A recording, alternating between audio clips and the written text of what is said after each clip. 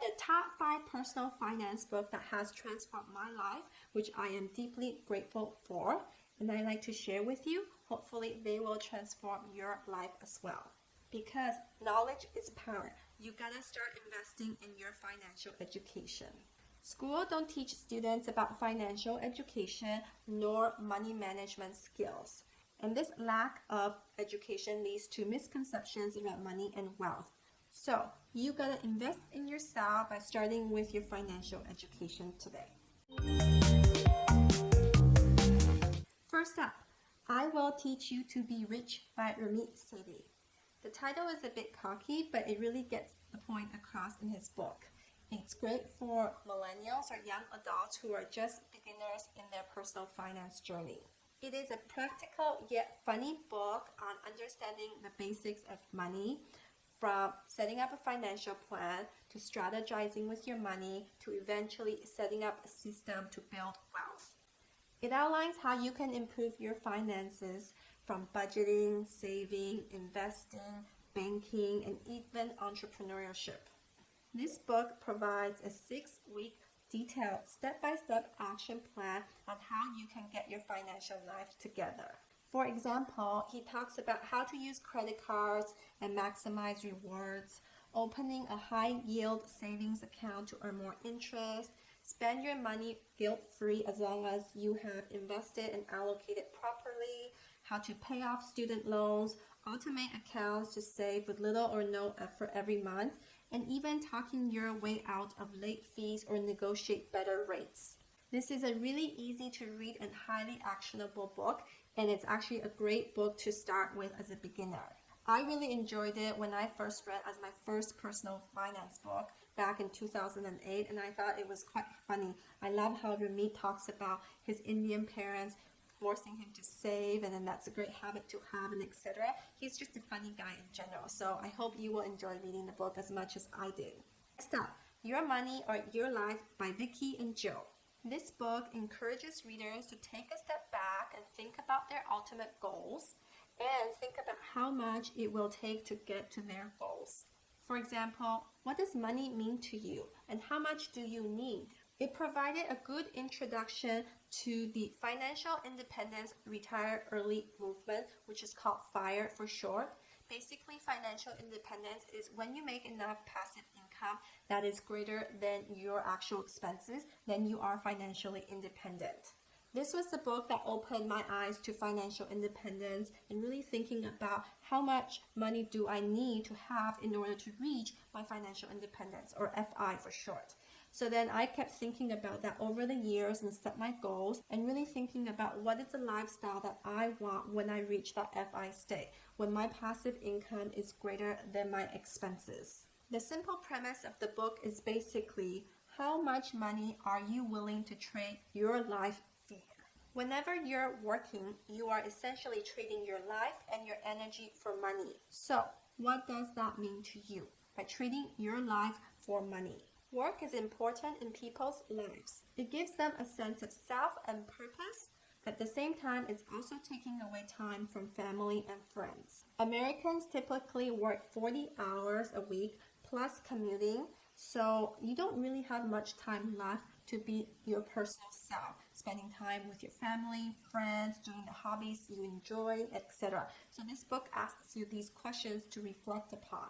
The purpose of the book is basically to transform your relationship with money and ask you, what does money mean to you? Once you're clear on your why behind your savings and spendings, then making decisions around improving your financial life, whether that's budgeting or investing, becomes much easier to you now that you have a clear understanding of your why. So for me, when I understood my why, that I want to reach financial independence, then I really sat down and said to myself, oh, I don't need to spend on XYZ because it's not contributing to my ultimate goal of FI. Then it made it really simple and clear cut that no, I will not buy this. And yes, I will put my money into investment because that is more important to me. The book lays out an easy to follow 9-step plan to help the readers change their relationship with money, whether that's getting out of debt, start saving, start investing, and how to build wealth. Overall, it was a great book and it really helped me as a beginner to really understand my purpose and my relationship with my money. Number 3, Rich Dad, Poor Dad. You may have heard of Robert Kiyosaki's Rich Dad, Poor Dad book because it's probably one of the most popular personal finance books out there.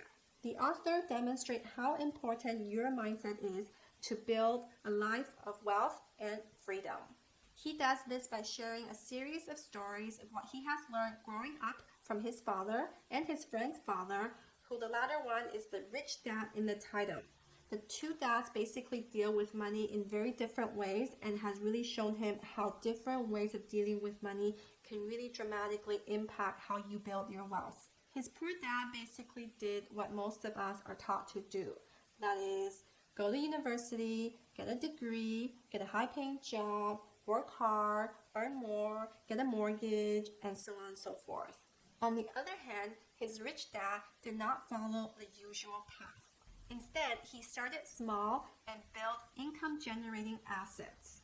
He even used legal incorporations to reduce his tax liability, and he always paid himself first, always educated himself financially, and always invested in more business opportunities. His rich dad basically taught him that you don't need to earn high income to be rich, rather you make money work for you to become rich.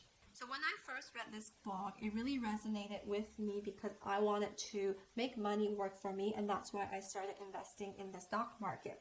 But what I regretted the most is that I did not take further action to build on income generating assets as the book has demonstrated. He talks about how to acquire assets instead of liabilities, build a business on the side, and use it to invest in your assets until eventually they become your main source of income. Then he also stresses the importance of educating yourself financially. Since we receive little to no financial education in school, therefore it is entirely up to you. Start reading books, take personal finance courses, and then basically build your financial IQ. Money comes and goes, but if you have the education about how money works, you gain power over it and can begin building wealth. The most important thing to do is start today. You are your own biggest asset. So the first thing you should do is put money in yourself. Invest in yourself and invest in educating yourself. This book made me kick myself because I basically follow the poor dad's path of getting an education, getting a high-paying job, and then basically work hard, but I didn't really build any income-generating assets other than the stock market. I could have ventured out into businesses, into real estate, but I didn't do any of that. So when I read it, it really resonated with me, and that is why I'm taking action today to make a difference. Book number 4, The Richest Man in Babylon.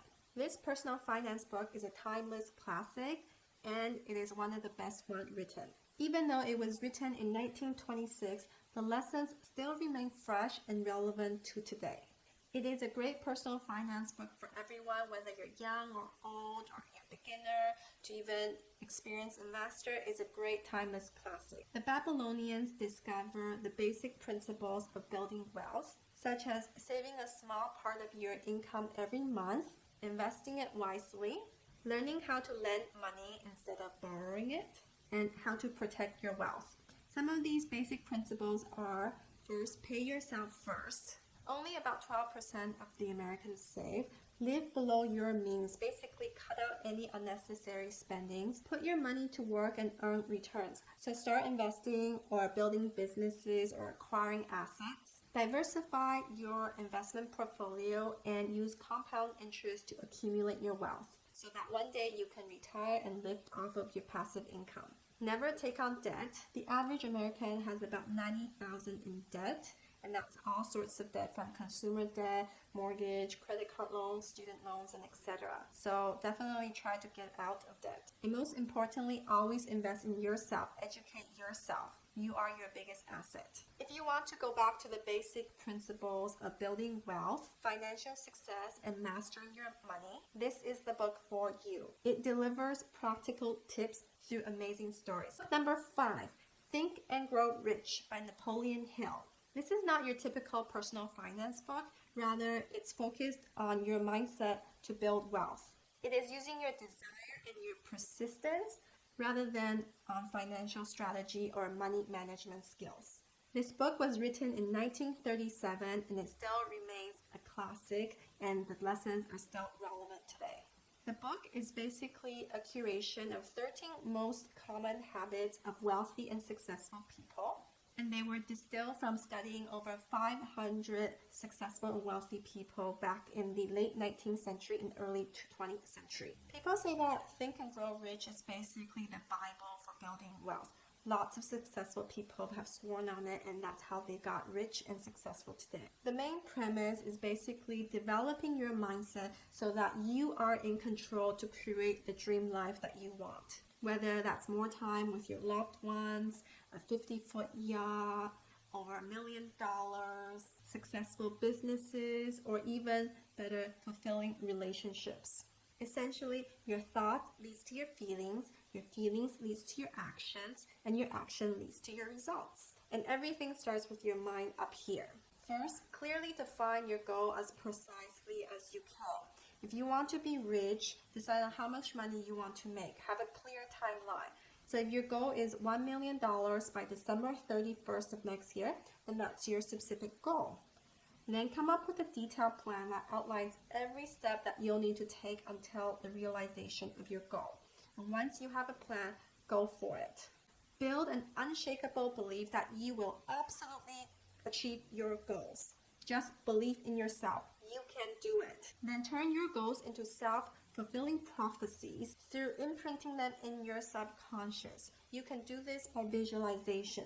Visualize that you will have $1 million by December 31st of next year. Just visualize. Tell yourself over and over again that you are going to achieve your goal, no matter what, and that you can make your dream a reality. Then your goal will be so deeply formed in your subconscious that you automatically align all your actions in a way that leads you towards your goals. I know this book has definitely changed my mindset because when I wrote down my goal, I really had a detailed plan of how I'm going to get there. My goal has been so deeply formed in my subconscious, and that my actions are all aligned towards my goal. Every day I wake up, I think about, okay, today is another day where I'm working towards my goal, and here are the things that I'm going to accomplish today. And every night I write down my 3 to-dos for the next day, so when I wake up, I'm ready to go. I realize that my mind is such a powerful tool that I've never used to this capacity before, but now that I'm actually putting these into practice, I can really see the difference in myself. I hope that you can use your mind to tap into your intelligence and manifest anything you want in life. So everything starts with educating yourself first. Knowledge is power. Learn as much as you can and apply. You can create the life you want, and you can achieve your financial success. So grab these books. You will transform yourself to a bigger and better version of yourself. Take action today. Your future self will thank you for start reading today. And now check out this next video. As always, thank you for watching. I appreciate you. Have a great day. Have a financially blossoming life. I'll see you in the next one. Bye.